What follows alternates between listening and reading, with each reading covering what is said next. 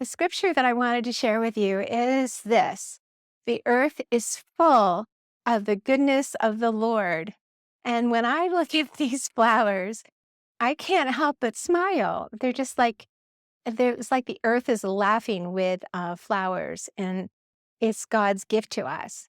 But they're not the goal. They're not the end goal. When I went out of town to go be with my brother and see my niece graduate and go up to New York City to be with my son and help him get into his apartment, all of that was great. But I was so sad because I missed a lot of my plants that I'd been waiting and waiting, watching them bud and waiting for them to bloom because it's so spectacular, but it's fleeting and it's got a purpose. So these flowers are basically for the purpose of attracting pollinators, so that the main goal is it's all about sex, you guys. It's all about going to seed. It's all about keeping the life going. And the reason why flowers are so beautiful and so attractive is because it's attracting the pollinators so that they will be pollinated and fertilized, and then the oval will grow into a beautiful berry or a seed pod, and then the seeds will be spread in all those ingenious ways that we studied back in March. The thing that attracts the bees and the pollinators is the pollen, and that is magic. And so we love the honey and the things that the bees do with the pollen, but it's also good for us. Sometimes people have an allergy to pollens, and so be careful with that. But I love the pollen in my elderflowers. I've been cooking with elderflower all week. It's been absolutely amazing. And it's the pollen that adds that amazing flavor. You might mention the apples and the plums we've got next door. Yeah, absolutely. So the apples and the plum, they're in the Rosaceae family, and any one of the flowers in the Rosaceae family are edible when they're flowers. Just remember that when you take a flower, you're not getting that fruit from that flower that would have become a fruit. It's a give and take. Oh, I wanted to talk about green wallpaper. Everything is green. And I think the reason why I went crazy is because every single plant goes to flower. It all buds and blooms.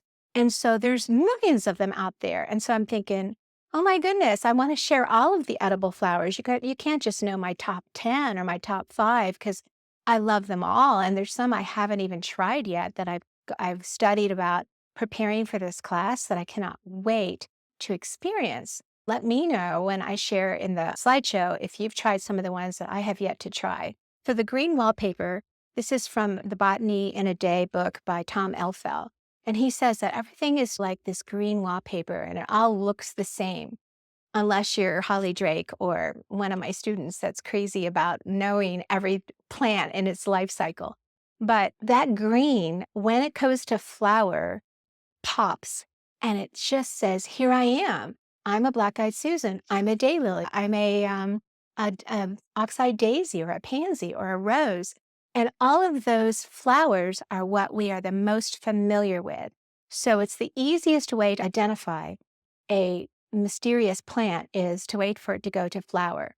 So I have a plant right now in my vegetable factory garden, and I didn't plant a garden this year, which is so sad.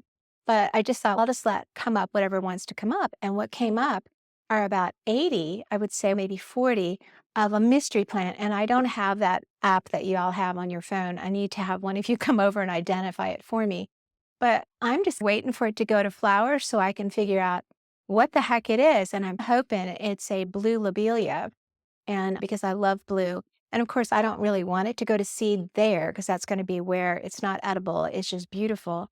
I really don't want that in my vegetable garden. So I'll move it after I figure out what it is. But it's just, that's what most people are familiar with are the flowers. And that's the easiest way to identify.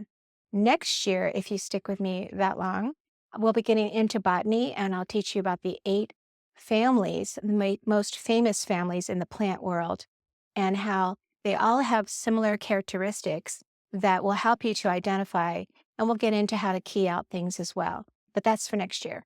But it really does help because if you know something's in the Rosaceae family or the mustard family, you know that all of their flowers are edible. So that's cool. And roses have 5 petals and mustards have 4 petals. So not all flowers that have 5 or 4 petals are in either of those families, but it's just a general rule.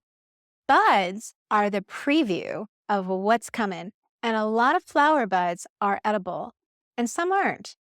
So it's like God's in the details, and that's fun to really know a plant at every single stage of its life cycle and look forward to anticipation of what's going to come.